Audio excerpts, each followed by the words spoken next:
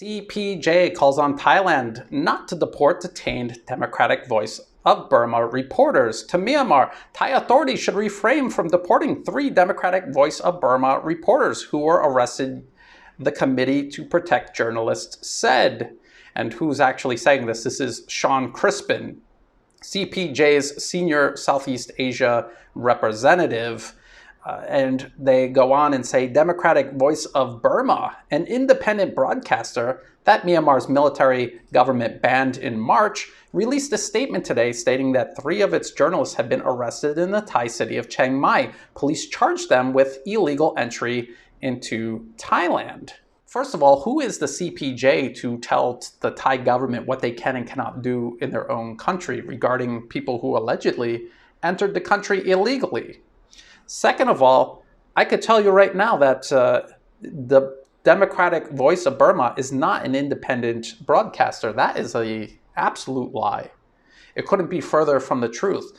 Democratic Voice of Burma is funded by the US government, the British government, and foreign foundations like convicted financial criminal George Soros' Open Society. So how is that an independent broadcaster? And because of that foreign backing, that might be why Myanmar's military government banned them in March, because they're not an independent media organization. They're not doing journalism. They are a form of foreign interference hiding behind journalism. And that's kind of like what the Committee to Protect Journalists is all about as well. They're promoting Western corporate-funded propaganda under the guise of protecting journalism. But I'll get into that in a minute. I just want to show you the evidence of the Democratic Voice of Burma being funded by the US government. Go to the US government's National Endowment for Democracy's website. This is a post from 2010. And even in 2010, they're saying the NED has been a consistent supporter of Democratic Voice of Burma over the past decade. So already 10 years in 2010, and they're still supporting them to this day. Democratic Voice of Burma doesn't just take US government money through the NED. They also broadcasted Radio Free Asia programs on their network. So they're not just getting US government money, but they're working with US State Department media as well. The British government partners with them through British state media, the BBC. This is media action strengthening Myanmar's media sector. And if we come down here, as part of this work, we developed a partnership with the Democratic Voice of Burma, a formerly exiled satellite TV provider providing advice and training on election reporting. So the British, the former colonial masters of Myanmar, are now reaching into Myanmar's internal political affairs. And through the BBC and partners like Democratic Voice of Burma, they're going to tell local reporters how to cover their own elections. Then we have the Open Society foundations in Myanmar, and this is dated 2021, so this is recent. Open Society has worked to strengthen Myanmar's independent media scene for decades. During direct military rule, the foundation supported exiled outlets like Democratic Voice of Burma, which provided much needed information from inside the country. Since 2015, Open Society has invested $1.2 million to support at least 13 grassroots media outlets.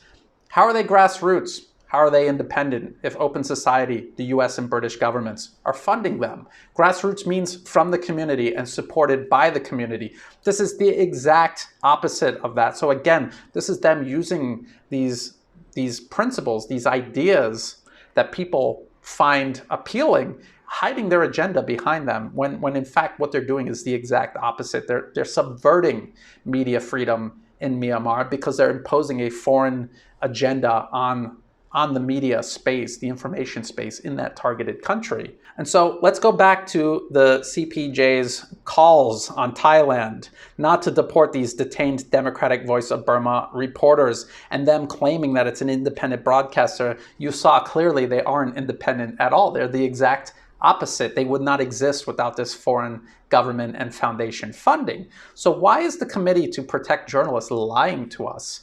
Go to their board of directors. Look at who's sitting on their board of directors. These are representatives from some of the most abusive corporate media outlets and tech giants in the West. Google, New York Times, Bloomberg, NBC, The New Yorker, Wall Street Journal. If you come down here, you'll see CNN, NBC, and MSNBC. These are the people sitting on the board of directors and sitting on the board of advisors.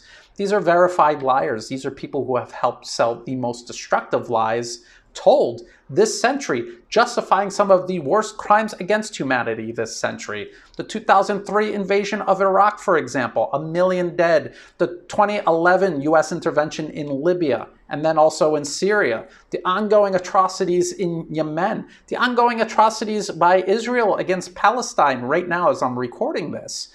These are the people who tell the lies that make all of that possible, that help sell that agenda to the world. And if you go to the Committee to Protect Journalists Annual Report 2020 and just look through some of the people funding them, it's tech giants like Facebook, Google, Twitter, and Microsoft, or Wall Street banks like Citi, Goldman Sachs, Morgan Stanley, or industry giants like Ford or AT&T, or corporate media outlets. So not only are they running it, but they're also funding it. So New York Times, Washington Post, BuzzFeed, Wall Street Journal, AP, Time Incorporated, Vice Media, NBC, CBS News, Disney, Al Jazeera, which is Qatari state media. And of course you have Open Society Foundation and Open Society Institute down here. So let's go back again to this statement from the Committee to Protect Journalists.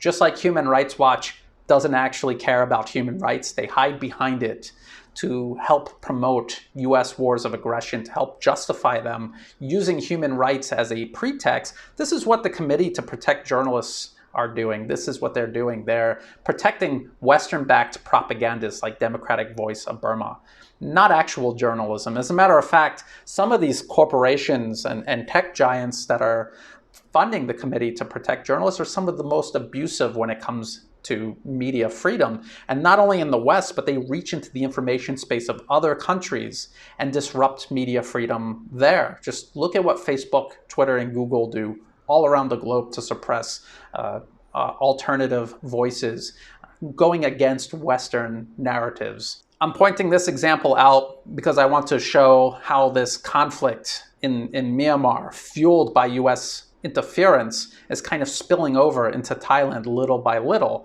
I also want to show people who might not be aware of the Committee to Protect Journalists. That's another one of these fake fronts, hiding behind something appealing like protecting journalists, but actually doing the exact opposite, promoting and protecting propagandists who are crowding out real journalism all around the globe. If you thought this video was useful, please like and share it. Think about subscribing. It helps the channel grow and it's free to do. Check the video description for all the links that I discussed, as well as for ways to help support my work so that I can continue making videos like this. And as always, thank you for watching.